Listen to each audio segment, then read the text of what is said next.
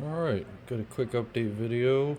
New truck here. We got the Phantom Racer by Bonzai. Bonzai!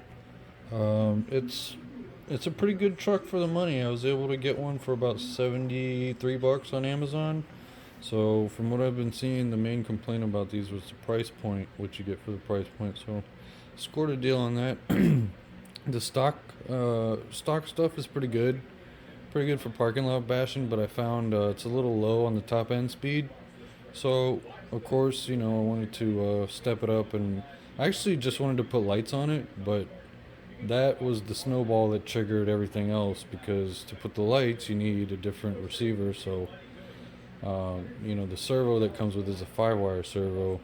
So, you're going to need a new servo and everything else. So, I was kind of lazy with the electronics. I just went with a combo with a GoolRC, ESC, and servo combo, motor combo. So I went to 3650, 4300 kV. I don't know if you can see it there, but yeah, it's a 4300. Not bad. Everything ended up fitting okay. The only issue I had, and buddy, you weren't lying about getting to that motor mount. But once you do everything, it's once you take it all apart once, it's not bad. Once you learn what you need to take off and whatnot. But anyway, the servo steering arm. These two holes are one size off from the knuckle, the pin that comes with it. So I had to figure something out to make it work. I tried the stock servo arm, but it doesn't have a gear connection. It's like a cheap, just like an offset angle to lock the arm onto the servo. Anyway, if Mr. Tomley's watching this video, you can appreciate my safety wire job there. That's from my aviation background. They did teach us how to do all that, and wire management and all that. I think I did a pretty good job on the wires. It's it's out of the way. The only issue I'm having is where the ESC is mounted. You see there on the drive shaft. So let me point it out. Where these three wires go down, it just barely touches on the drive shaft there, and you can see just from my test runs, it's kind of worn a little pattern in there. So I'm kind of concerned about that. That's just for the on-off switch. So worst case, it's just gonna be it's gonna worn down and be always on. I can live with that. I can easily live with that, but I prefer to be proper. But anyway, the major flaw with this vehicle, there's a hole right where this slot is cut, where the pin is, just an open hole right down into the gear case. So yeah, after my second run, I decided to run through some gravel and nothing serious, just it was like a ditch, a little off water channel, and was jumping those, and man, this thing was caked with rocks. I was surprised it was even running. But yeah, cleaned all that out. I put just regular axle grease for the spur and pinion, and for the diffs I use actual differential fluid.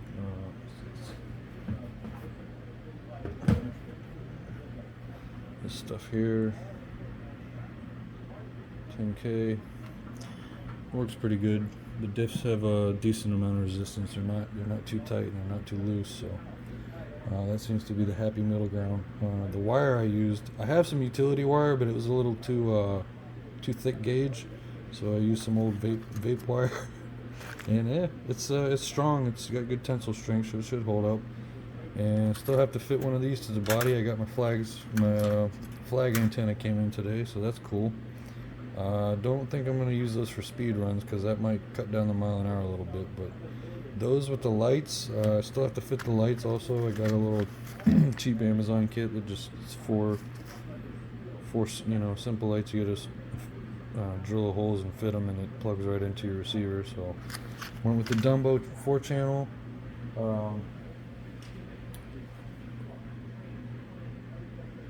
Just a simple 4-channel, works great. My only complaint so far, I haven't taken this car out, but just kind of test running on the bench here and a little bit around the house. and it's been noted in other reviews on Amazon of these GoolRC ESCs. They have a lag to them. I'm assuming it's a stock setting, so I have the program card ordered. It should be here tomorrow. It was only $10, and it should be just a matter of adjusting the punch setting, or this what they call the start setting: soft, medium, strong. It feels like it's on the soft setting, but once the tires get moving, she feels like she should be in the 50s. But yeah, I have to stay tuned for a run video. Alright. Oh, a couple other things I forgot to mention. With my pinion kit, I was actually able to fit the 27 tooth pinion in there, so that was the biggest one that came with. Just kind of had to fiddle around with the mounting holes there to get it to work, get the motor to sit in the right place.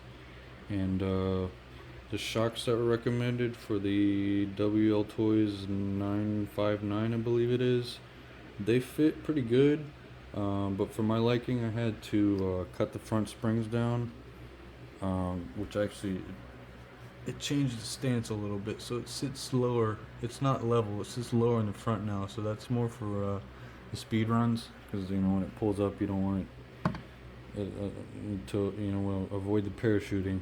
And I'm probably going to drill out the back of the shell so the air pressure doesn't build up.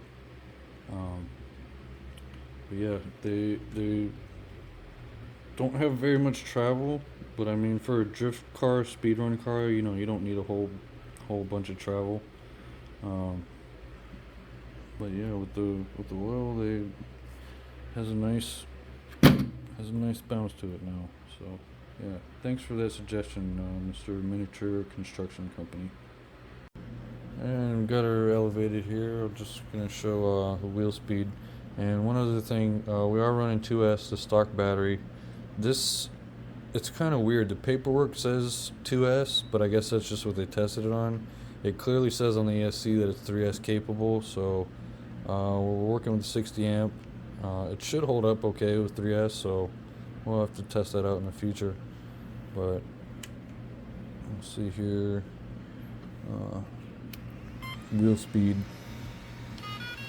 You can kind of get an idea from the stock. So yeah, it should move.